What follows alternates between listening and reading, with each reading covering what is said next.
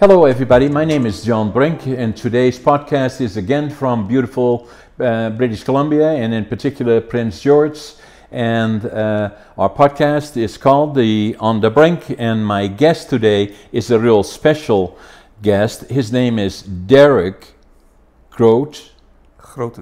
Grooten is the name, and Derk, tell us a little bit about yourself. Well, I was born in '77 in Holland, and I was born in Veendam. Okay. And I know from your book that it's pretty close to where you were born and raised. I moved pretty quickly to Heiligerlee, where I spent my youth. And from there on, we went through our lives, so to say, and we ended up here in PG. So when did you come to Canada? Most of your life, when were you born? So I was born in '77, yeah. So I was born in '77. Yeah. And then when I was 12 years old, I was already aware that I wanted to do something with Canada. Like Canada was always been... Why? There was a story in our family that my great uncle, so the brother of my grandmother, okay, he moved to Canada in 1952, if I'm correct. Okay. And he moved there because of his girlfriend. Her parents decided to move to Canada as well after the war, to make a new life. Right. And so just before his girlfriend moved to Canada, they got engaged in Holland. Right. And then she and her mom and dad went, and he went after her, found her in Lethbridge, Alberta, and they moved to Ontario not much later, and I think within a year and 1 or 2 years they were married and had their first child. Yeah. Anyway, so that's a big story in our family. So like I was always aware of that, like that Canada was out there. We had some family there. Yeah. And so I always felt drawn to an attraction. Canada. Yeah. You see, one of the things, and I was born in Holland, as you well know, and we were both born in the same general area, within minutes from each other, actually. And on a good day, you could walk it if you wanted to. Yeah, you pretty much could, you know. And so the province, Holland, relatively small, although it has about 18 million people, about the size of Vancouver Island, plus or minus, right? Yeah. You know, so then there are 11 provinces, and the provinces where we were born, you and me, is the extreme northeast, and it's called Groningen, Groningen. Yeah, Groningen. Groningen. Yeah. And then next to it is Friesland, and then from there, and then the other 9 provinces are down. Actually, the provinces are very small. You can drive across it from north to south, east to west, probably in 2 hours easily. North to south, probably a little bit longer, because like the tip is runs into Belgium for quite a bit. No, I'm talking about Groningen. Oh, sorry, Groningen. Yeah, exactly. Oh, yeah, the province, like within an hour, probably. Yeah. So can you imagine this, just for our public here that is listening? There you have this province. They speak a dialect that no one else in Holland can understand, not even in the province next to it, where they speak Frisian, which we cannot understand. No. And then the rest is the rest of Holland, and usually in the rest of Holland they speak High Dutch. Right.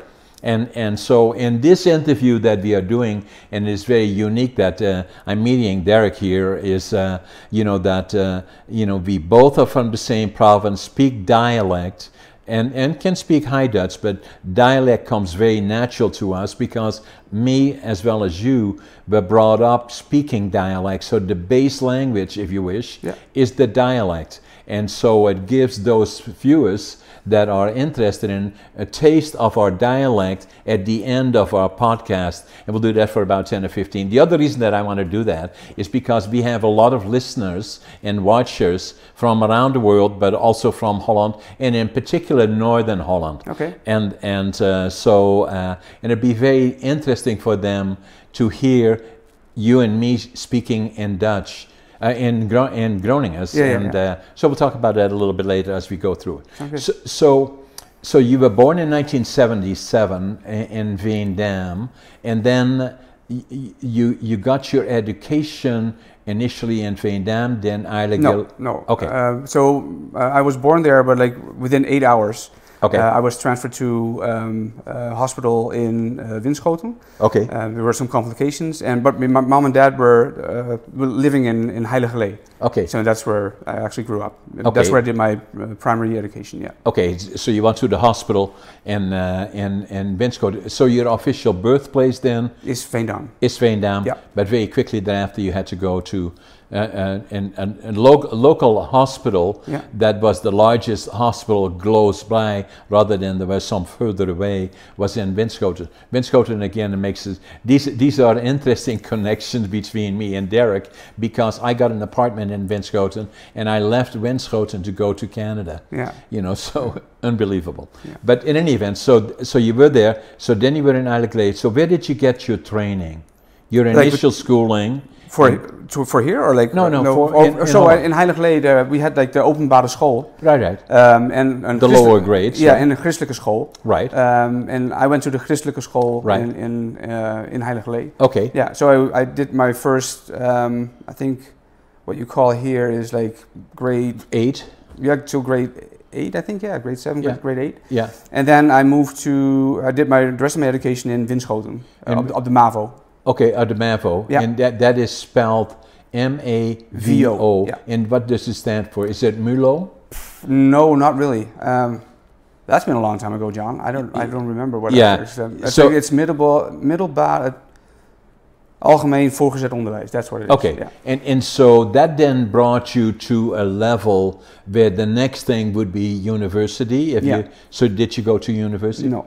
No, so you got your training there. Yeah, so I finished MAVO. Okay. And then when I was done, I was just about 16. Okay. And then, but I already made up my mind that I actually wanted to go into the military. Right. Because my dad was in the military. He was drafted, and he signed a contract for 4 years. That was not the normal draft, but he signed a contract for 4 years as a technical specialist. Right.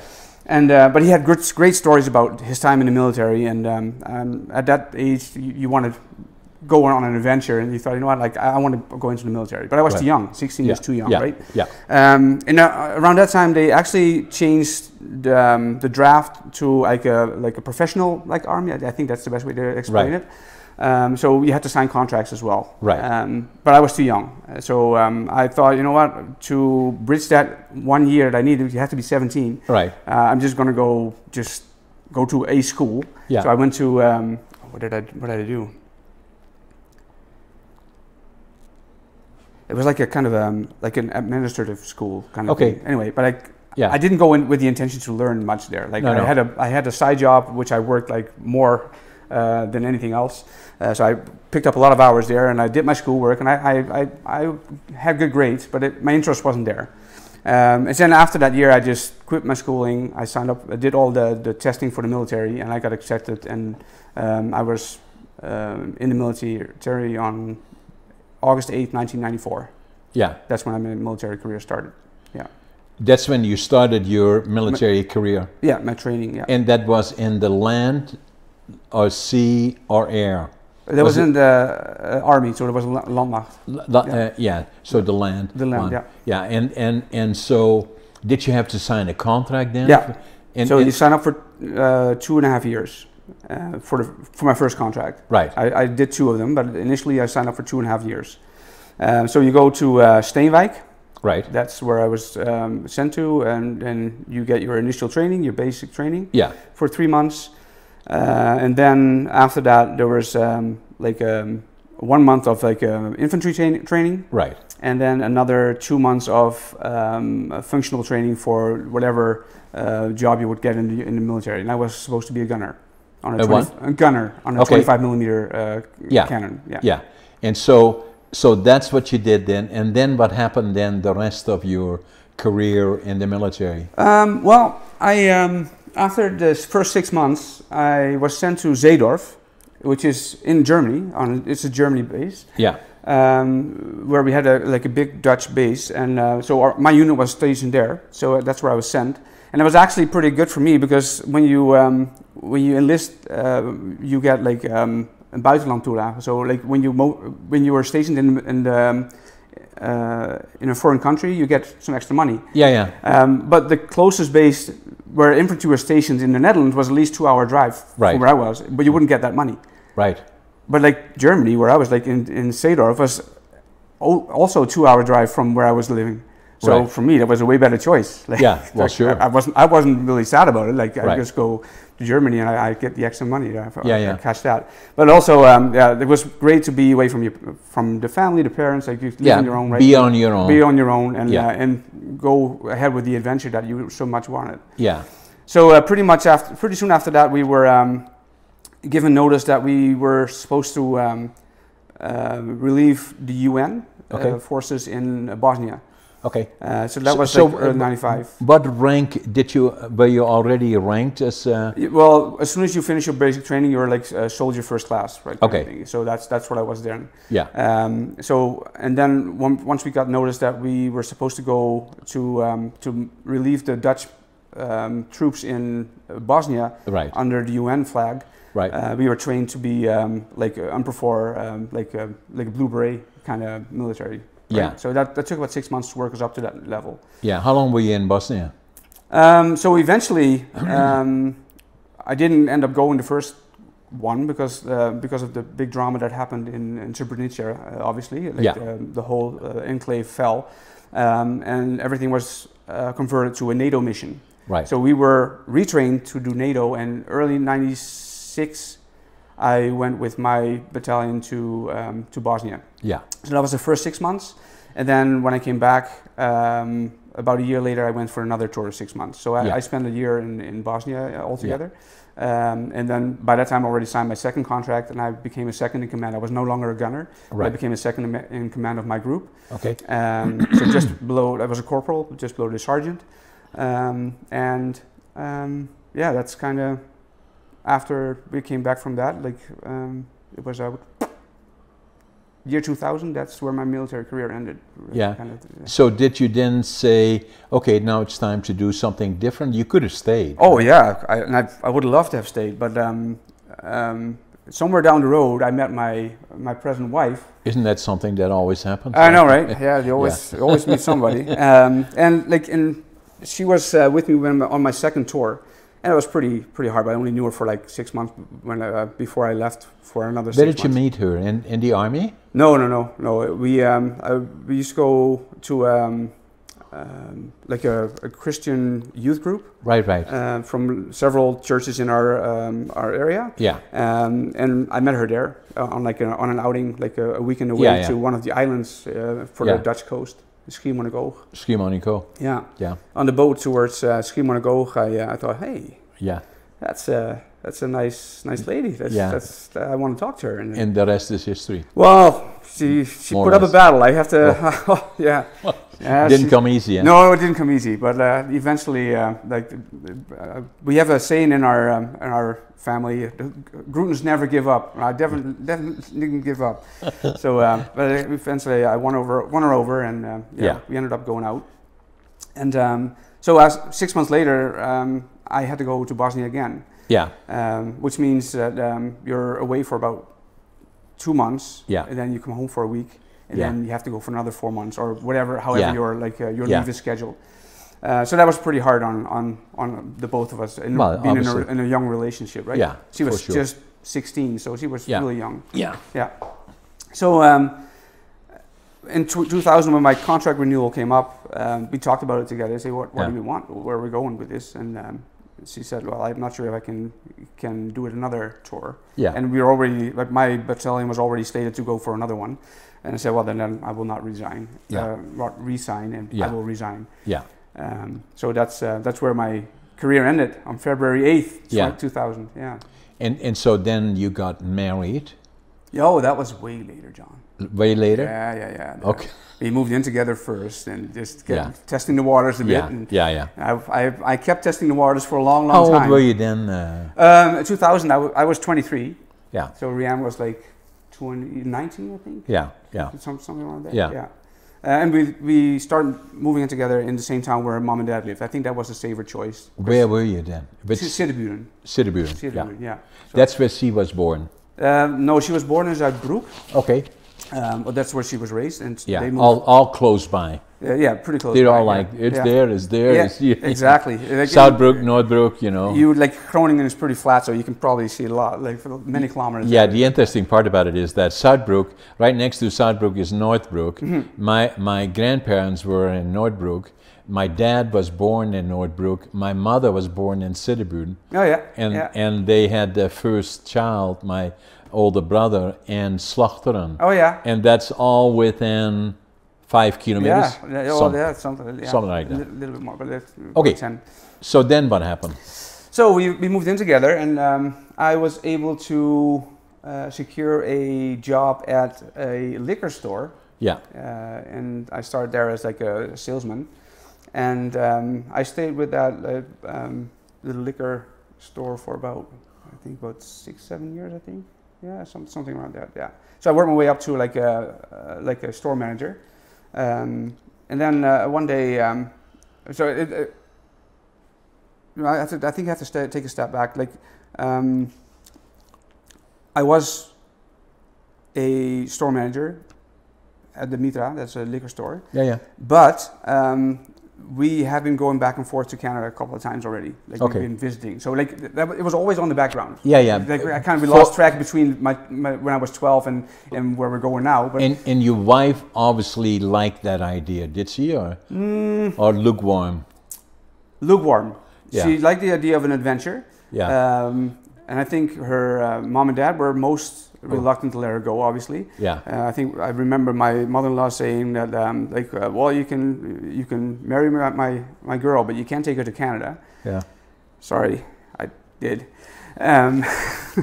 Anyway, eventually we ended up moving. I had to warm her up a little bit, but that was easily done, though. Yeah. Yeah.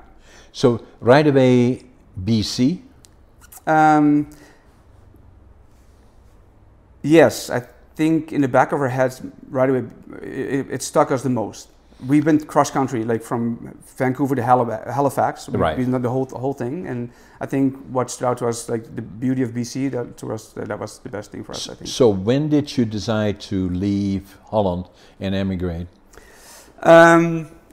So in 2006, we took my in-laws here for a vacation. Yeah. Just to show them around and get Yeah. them warmed up to the idea a little bit. You know, Yeah, they know how that works. Yeah, yeah. So in 2006, we did our tour here. We Vancouver. We went all the way up to Whitehorse. So Yeah. we saw a big part of the province, and also Jasper and Banff. So they had a pretty good idea what they would think we were going. Right. And after that, we came home. Rihanna and I said, so what are we going to do? Like we just showed them. And Yeah. what do we want with our lives? We're not getting any younger. No. And we have to make a decision if we want to get married and have children. Yeah. Like we have to come up with a plan. Yeah. So in 2006, we said, okay, we're going to give ourselves 10 years Yeah. to get this plan rolling. Yeah. And we're going to see what we have to do to be able to move to Canada. So we Exactly. started looking into all the criteria and what kind of visas there were. And eventually in 2006, I decided to quit my job Yeah. in the liquor store, Yeah. go back to school full time. Yeah. So I was 29 at that time. Yeah. Bit old. Bit old, Yeah. and like most of my people in class were like 17, 18, 19 years old. Yeah. Anyway, so I went back to school and became. I went through a course to become a radiation therapist. A what? A radiation therapist. Okay. So that's a full-time job. It's a full-time schooling. It's 4 years in Holland. Here in BC, it's 3 years. But in Holland, you also get educated to become a MRI tech or like a radiation imaging tech or more the like. So here's those are different courses here. Yeah, yeah. They're separated. Anyway, somewhere down the line, I made the choice to do the radiation therapy part because I knew The radiation therapy part. Yeah, so like I can do radiation imaging. Yeah. I can do MRI or I can do CT. Yeah. But there's also like a radiation therapy part of the education. Yeah. That making the interpretations of what you see as well, I presume. Yeah. You deal with all the other stuff as well, but like Yeah. your main business will be giving people with cancer radiation. That's a very significant training and education. It is. You know, 4 years. Yeah. You know, that's virtually being a medical doctor, right? In terms of comparative efforts that go into the specialty, right? Yeah, you have to do a lot of anatomy and stuff like that, and physiology and stuff. So why did you go into that field? Because from going from the liquor store to becoming imaging. I get that question. It's like to get a visa here in Canada at that point in time, your job had to be on a certain list. Yeah, you had to be needed. Yes, exactly. So it's called a skilled workers visa. Yeah. And to apply for that, at the point when you do your application, your profession has to be on that list. Yeah. So at 2006, it was on the list. So I was like, and then I did not totally know how that system worked, but I didn't know at that time that it would get renewed every year based upon what people are needed but here. A liquor store manager was not on the list. No, it was not on the list. No, it was not good enough. I think they had enough here. I just said, well, we're going to put everything on black. We're going to go. Just like in the casino, we're going to make a big bet. We're going to make sure that I'm going to get that under my belt. So I went for it. And where did you take that there? In Groningen, in the Hanse Hogeschool. And again, is it Academisch Ziekenhuis or is it? No, it's not connected to. No. Okay. It's different. Again, for our listeners and viewers, Groningen is a province, but the capital of the province of Groningen is the city of Groningen. And the city of Groningen, again, is a very, very beautiful city, has an amazing amount of universities and hospitals that are training hospitals, very, very advanced in a lot of areas. Yeah, that's true. So during your course, you have to do internships, and I did my internships all in Groningen, in the University Medical Center. Right. So once you do the 4 years, it's all in school, right? Full time in school in class. But you also have like an option that you can do. They call it dual, which means that you can do work and do your education at the same time. Okay. But that's not how I started. I thought that wouldn't be a wise idea to do it. No. Because like I needed the pressure of being in school and because I was gone for so long, right, from the educational system. Yeah. So, but in year 3, I had my my rotation. And I did that at Radiation Therapy Center in Groningen. And they offered me a job in my 3rd year already and saying, well, you can finish your last year while you do your work here. So I transferred to the dual system. Right. So that's what I did. I took that with both hands because, like, obviously, we're a young family. We needed some money to get by. So I was like, yeah, let's do that. So I finished my my last year there. I graduated, and they offered me a job after that as well. So I worked there for 2 years. So 2010, that was when I graduated. I thought, you know what, I'm going to apply for a visa right away. But that's not how it works. You have to have 1 year of work experience before you can actually apply for it. So I had to wait a full year before the application was there. And then we found out that in the meantime, they might take that job off the list. Yeah. Lucky for us, on July 1st, 2011, when they renewed the list, I was there in the middle of the night renewing my browser every single time. The list came up, and sure enough, the job was still on there. Yeah. Like my profession was still on there. Yeah. The next year, though, it was gone. So it was just a short window. So we lucked out. We lucked out. Oh. So that's when we decided, okay, we're going to start the process of getting that skilled workers visa, and that took about a year and a half for that to go through all the stages and finally get your visa. Yeah, but that's not it. Like don't want to. By that time, we already got married. Yeah, we got 2 kids. Yeah, but July 2011, we got 2 kids. Yeah, have to think about it. Sorry, Rian. You don't want to move your whole family into an adventure where you want to give them too much uncertainty. You want to make it as certain as you can get it, right? Exactly. You want adventure, but not too crazy. No. We stay Groningers, right? Yeah, yeah. That's so.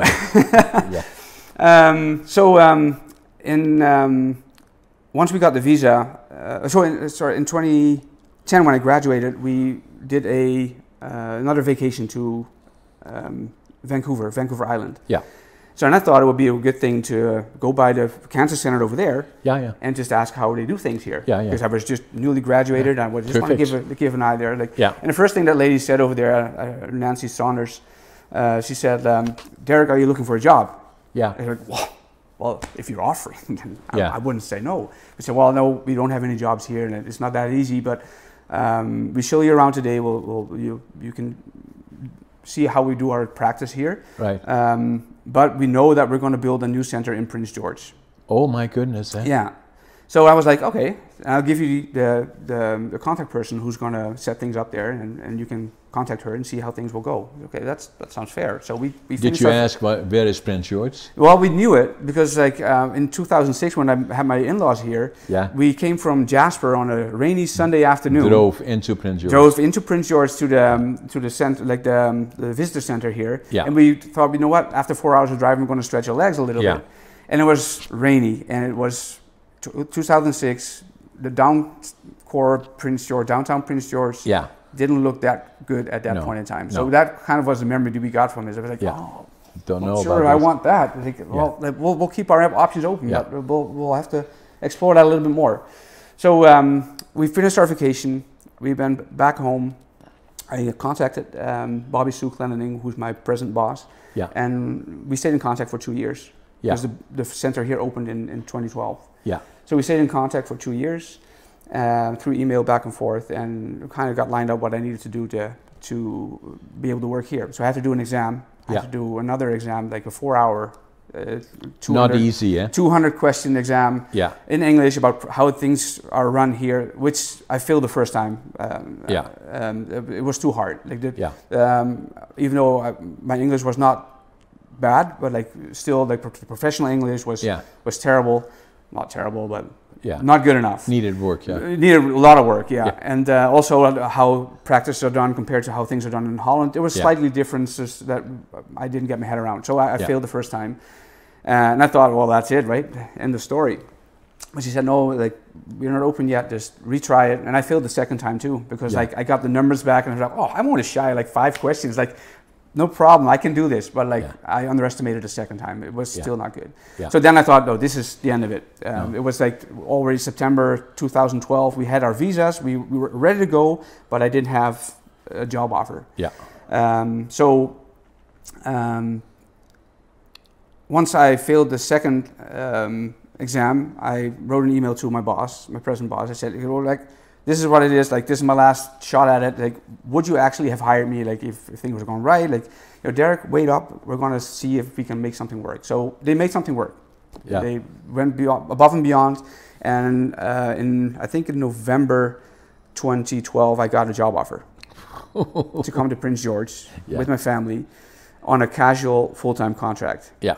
Little did I know that casual full-time contract does not mean like a full-time contract. No, it's not a permanent full-time contract. But I did not know that, and I think that's a good thing that I didn't know that because I would probably definitely I wouldn't have jumped on it. No. Anyway, I thought it was like a permanent job, full-time, and because that part I understood full-time. And we sold our house in like a record time, and we shipped everything here to Vancouver. To Prince George, and in February 2013. 14th of February 2013, we landed here in Prince George as a permanent resident with a family. We finally made it. Wow. And so now you're full-time. I got my permanent position after 2 years, but I got it. And like I have to say, my boss worked me every single hour that was they were able to let me work, and that was like almost full-time. So so I'm very grateful for that, for sure. And again, as somebody like me that has lived here for 56 years in Prince George, when I first came here, and we are sitting here doing the interview downtown Prince George on George Street, and when I came here in July of 1965, Prince George was a boomtown. And people came in and left, and the normal conversation would be, how, when did you get here, and when are you leaving? Right. So where over time, obviously, it has developed into probably what I would consider to be one of the most attractive places to live and to raise a family. We got a fabulous university, an amazing university hospital that is growing and expanding all the time. Obviously an amazing cancer clinic that is world renowned for the research that they do and the people they have. I had be so fortunate that having been involved in fundraising and everything to do with the cancer clinic, and got to know the people that work there, and they are world class. Yes, they are. And it's finding some of the research that they have done that is being used around the world, all being done in Prince George, is amazing. Yeah, for sure. You know, and then so your job in particular is you know, highly technical, and you know, and you know, so your story is one of the ones you know, which I particularly wanted to kind of go through the whole, how did you get here, and when did you get the idea of leaving, and why in Holland, what triggered you. And it is amazing how it happens in a lot of cases, as it did with me. It had to do with the Second World War. I was born in 1940, and you know, we were liberated April the 12th. I was living in Sappemeer in Holland, and we were liberated by the Canadians on April the 12th. And the liberation, right behind our house, there was a small section of the Canadian Red Cross. And we would go there in the morning, and they would feed us bread with butter, and the butter and the cheese was bigger than the bread, because it was a tough winter. The winter of 1945, 45, the hunger winter. And so it made such an impression on me that from that point forward, I knew I would go to Canada. There was no question about it. It was not if, but when.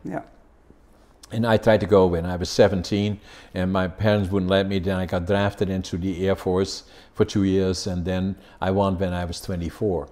But if I look back at your story, so similar to mine, not only in terms of where we live, where we were born, and but also in terms of directly related to, you know, somebody in your family that was involved in the Second World War. A lot of people went through such a difficult time during the Second World War, and after the war ended, I had an aunt and uncle actually that were actively involved in the underground, and once their names got known, everybody was worried that the Russians would come in, and the first thing they would do is, now the underground was known, they would round up the underground and get rid of them, you know. So they were afraid to stay there, and they left, in that case, to the United States.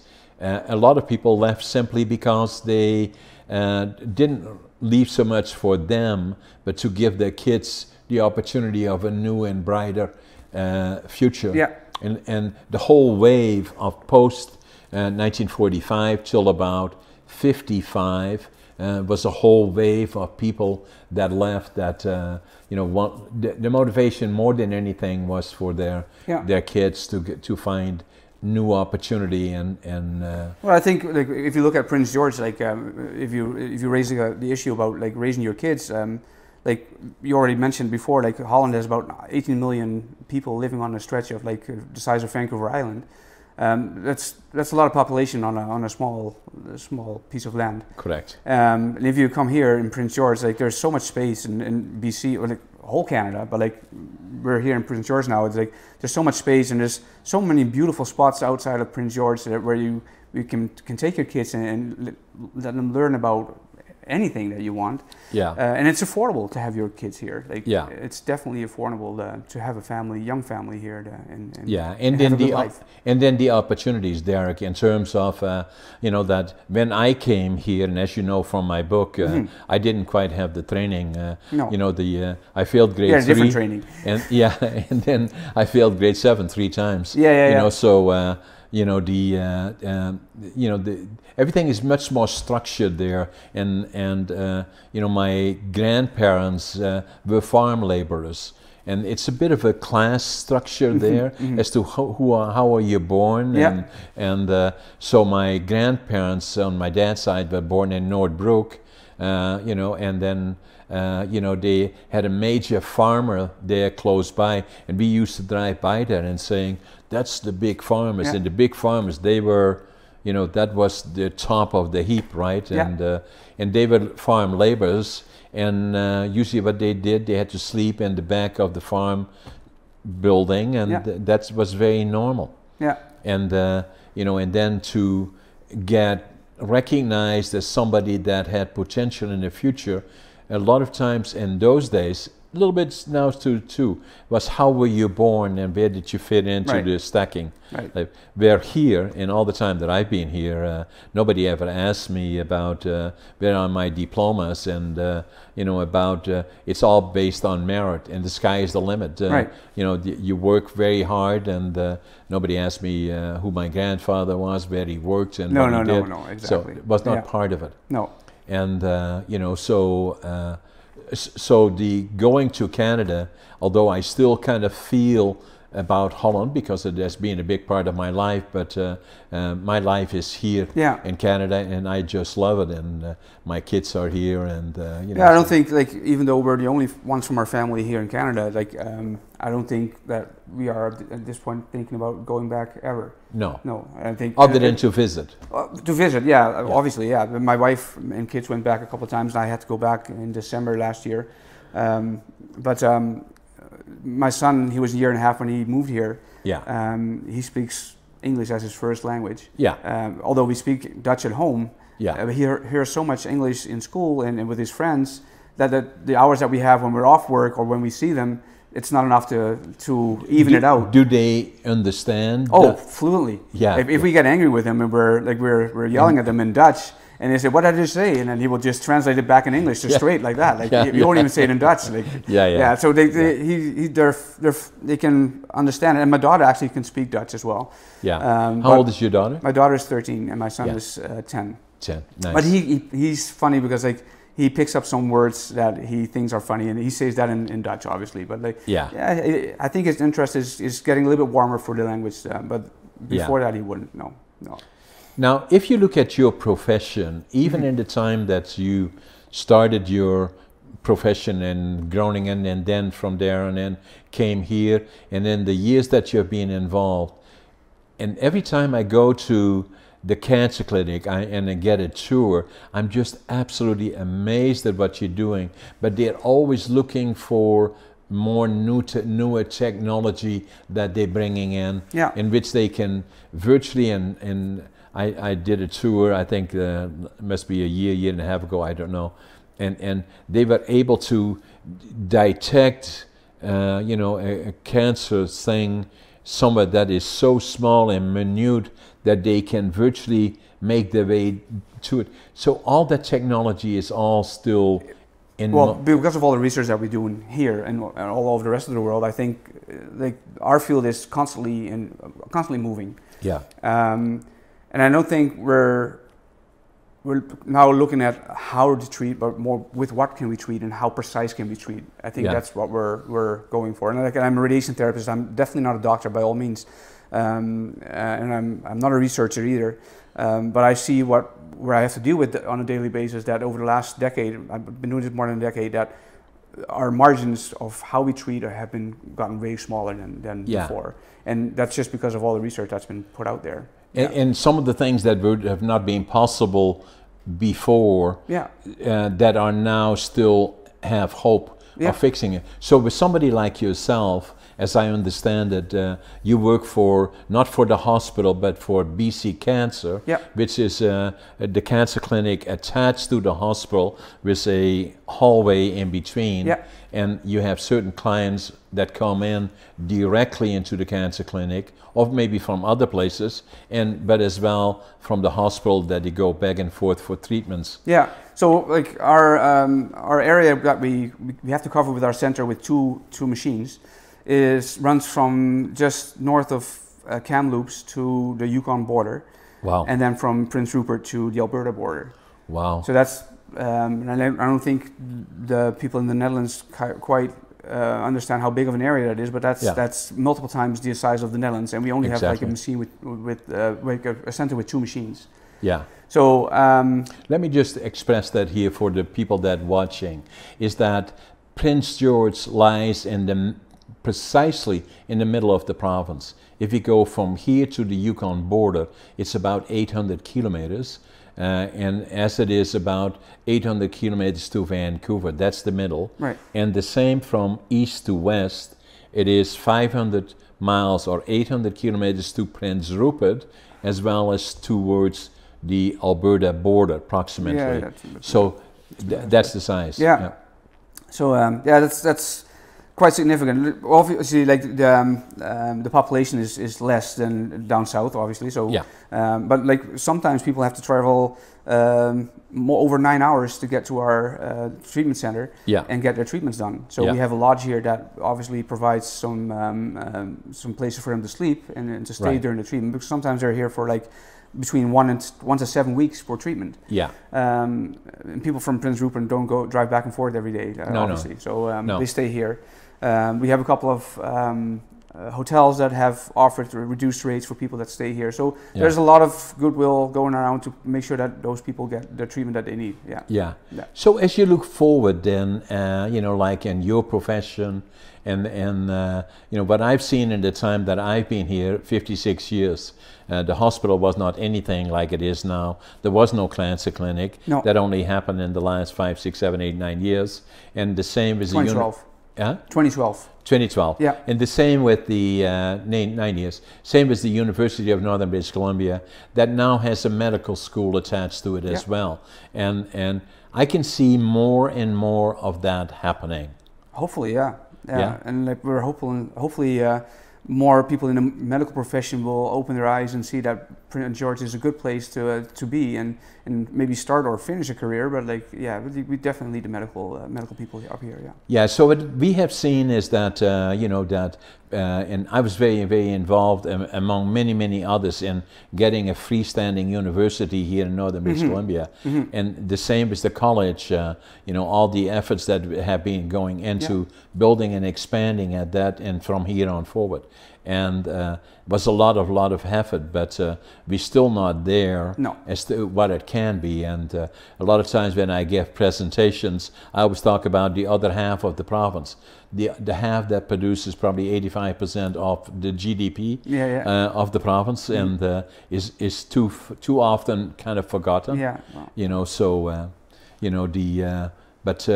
So if you now kind of look back and think, you know, when you were sitting there in Holland and contemplating, should you kind of continue the push to go to Canada, and you're looking back, you still say that was the right decision? Oh yeah, 100% sure. Yeah, and my wife and I have been telling that to each other multiple times.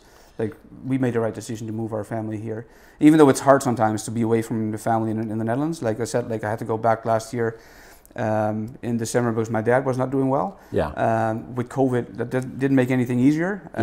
But even with those things happening, we still feel that we made the right decision to move here. Yeah, and I've gone through the same and feel the same about that. And then on the other hand, you know, like when I went here in the mid '60s, we sent telegrams, you know, back and forth, doing okay, hope you're okay, need money, stop, you know. So you know, and all of that, you know. So the now what we do is think nothing of it, routinely take my cell phone call, Holland, think nothing of it. No, you send an email, you're doing WhatsApp or whatever. Like, there's so many ways to be connected. Yeah, it's unbelievable. Yeah. Now, what's your wife's name? My wife is Rianne. Rianne. Rianne? Rianne. Rianne? Rianne. Yeah. Rianne. That's how we say it here. Rianne. Rianne. You know, so is she a professional in? Yeah, so she was a speech and language pathologist in the Netherlands. Okay. And when we moved here, the first 2 years were focused on getting our feet on the ground. So she stayed at home and she ran like an unlicensed daycare just to get some extra money on the side. And in the meantime, we went through the process of getting her accredited here. So she started working in... I'm not sure, 2015 I believe she got a position at Northern Health as a speech and language pathologist, and a year and a half ago she decided to go private. So she quit her job at Northern Health and she is fully private. She runs her private speech and language pathology practice right now. So how do you call that, what she's doing? Speech and language pathology. So a logopedist. So she helps mostly young children to develop their speech, but also like interacting, not only speech, communication. I think that's a better word, I think. a lot of them have some autism. Okay. There's a lot of going on there. Okay. But also people who had like CVA, like hersenbloeding. I'm not sure how to say that. Yeah, yeah. You know what I mean? Yeah, yeah. They have to sometimes have to totally relearn how to speak. Yeah, so yeah. That's where she People that help. have had strokes. Yeah, exactly. Or something Stroke, like that, right? That's the word Yeah. I was looking for. Yeah. So and so she is, you know, independent as well. Yeah, that's a big jump. That was Yeah. like it was another adventure to start for sure. How about the kids then? Megan is going to high school next year, so that's Yeah. a big step. Another big step. Yeah. And my son is going into grade 5. Yeah. And he's Moving right along. Eh? just like moving along the chain, Yeah. for sure. And they're loving it. They're actually camping out now at Salmon River. Yeah. They're loving the outdoors and just Beautiful. good kids. Yeah. Beautiful.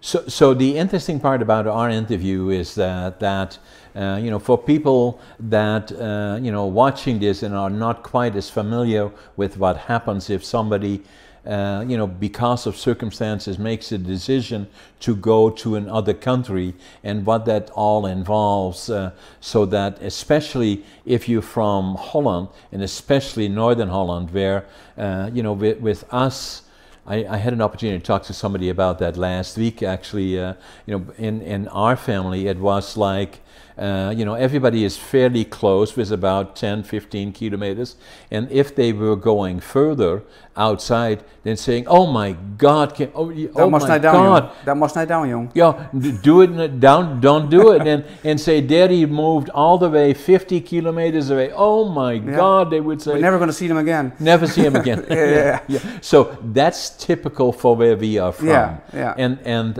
you know, so the you know, so to make a move away from the family, like what you were saying, you're the only one here, so am I. I'm the only one in Canada. I came on my own when I was 24, and what motivated me is something that triggered me, and you know, at the time that I was only 5 years old, and it was the Canadians, that particular thing, no different than it happened with your uncle or granduncle. And that triggered you, and it stayed with you, and then you made it come through. It involved changing careers and all of the other things, and then having a family that had to be uprooted, on both between your wife and yourself, and then kind of putting that all back together. Well, and so you have forth. to be driven. You have to be driven. So you have to motivated. You have to really motivate it to do it and to pursue it, like and to persevere in whatever has been thrown at you. Because we had our like ups and downs for sure, like in the whole process of getting here. Yeah, right. And even when we were here, like we had very lows, but we also had very much highs.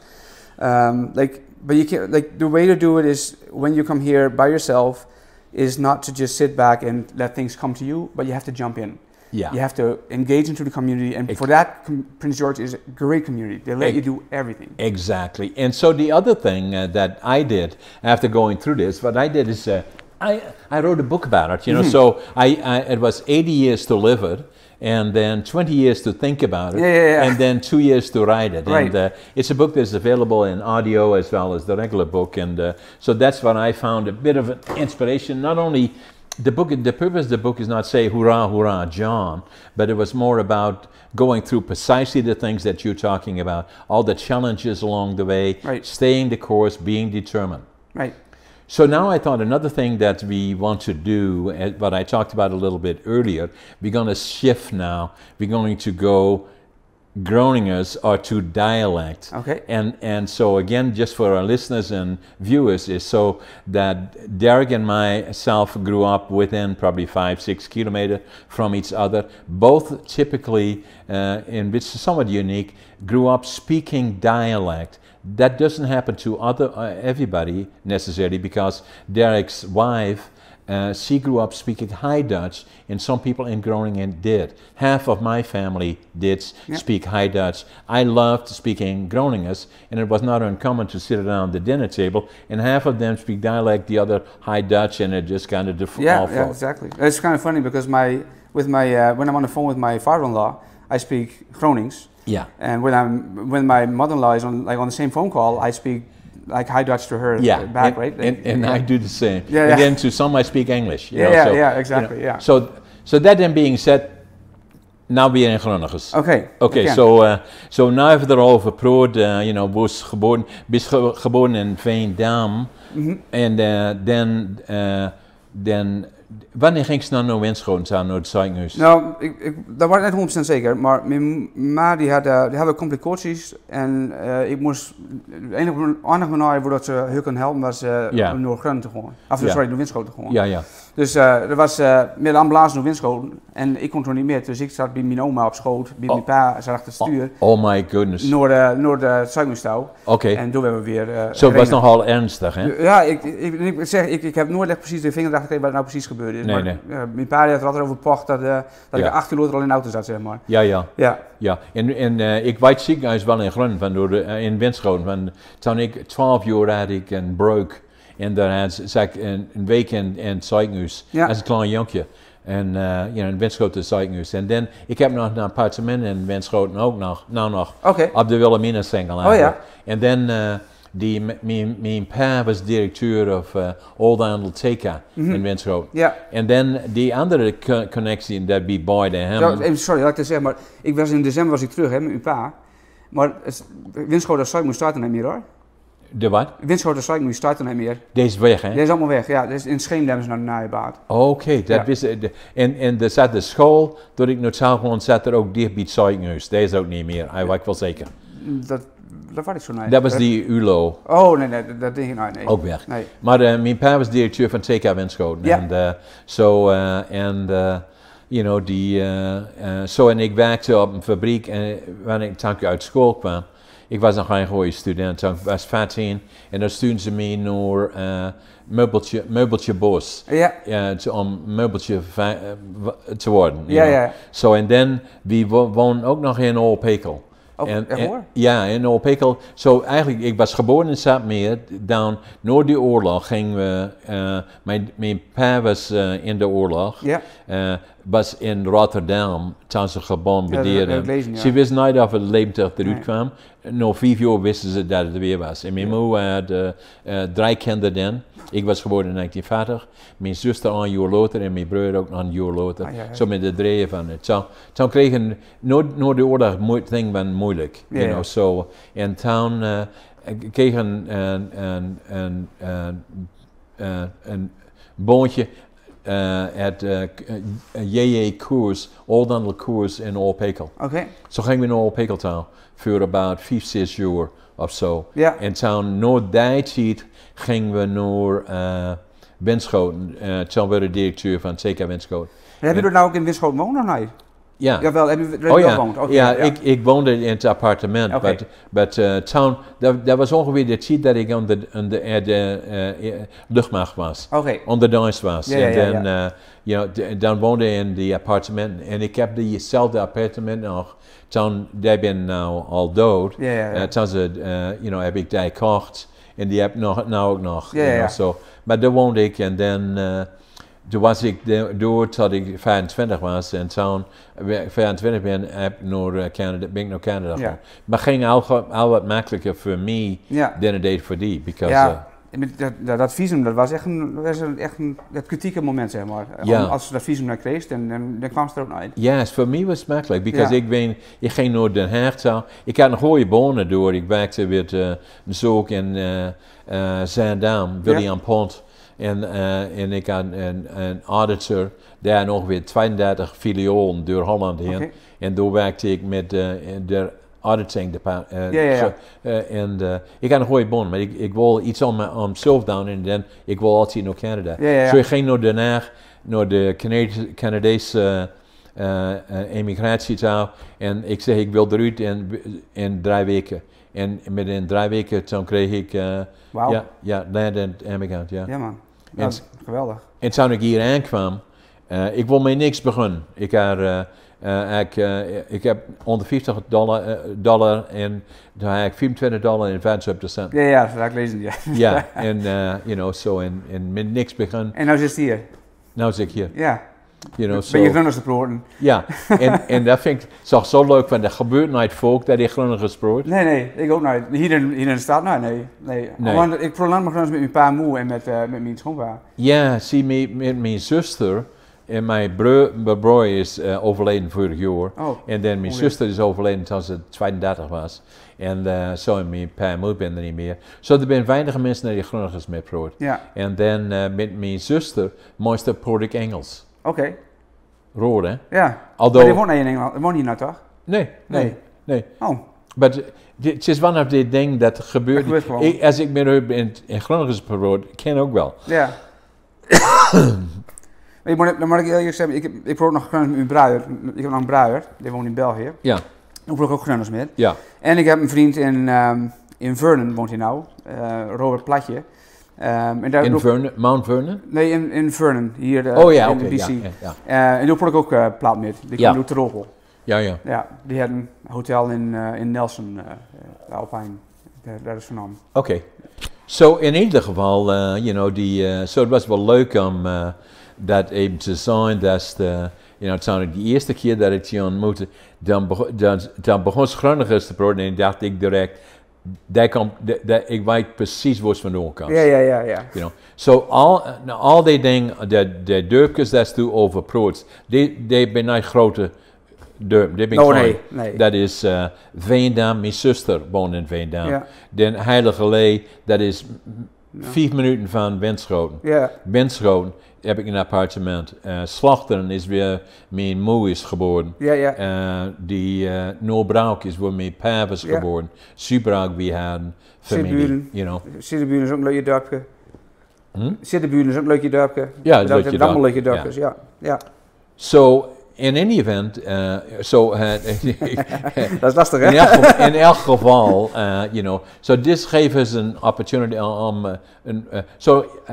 I switch over to it. Yeah, so to switch back to, it gave the public that are listening to us and the people in northeastern Holland to hear us speaking dialect. Obviously, you must conclude that we're still pretty good, and obviously we have adapted well to English, and